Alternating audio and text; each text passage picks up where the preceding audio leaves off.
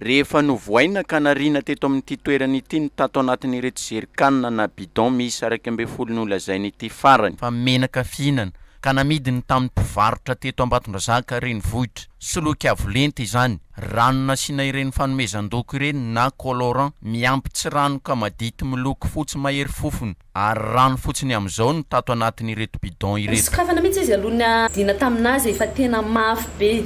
Mafy tena menaka kasite tsy misokatra mihitsy. Alina dia amidy amin'izay le izy sokafana jerena rano maimbo be ny tao anaty. Efatra nena dia nen'ilay namako fito. Ohatrin'andro 300 000 izy nilaza hoe entina anaty camion voatonga. Sarony Bourgadin'ny filaminam-bahoaka loatra Mangoro Ambatondrazaka ity farany. Efa mpamerikeliko ka mahakasika ny soloky. Milaza fa mpamatsy menaka amin'ny bidon. Rehefa natao ma zany ny fikarohana dia tratra zany le olon-dratsy izay mpanao an'izany osoko menaka zany zay tsy izy moa zany fa Andriamatoa David Jean Zakaria. Misy loko marika sy famantarana tahaka ny reny menaka vatsina amin'ny mpamongady reny ity farany ary alatsany 5,000 ariary isaky ny bidon ny vidiny ity menaka soloky ity. Ary mampalahelo fa dia tegna voafitaka mihitsy le olona le amarotany azy satria kasete daholo reo bidon 2.5 ny namarotany an'ireto zany zao eo amin'ny 9,000 ariary eo. Araka ny fanadihadin'ny polisy pirenena Ambatondrazaka, tratra tao amin'ny findainy ity farany ny laharana sy ny resaka ifanaovana amin'izao soloky izao. Fa matetika fanao tokoa io zany satria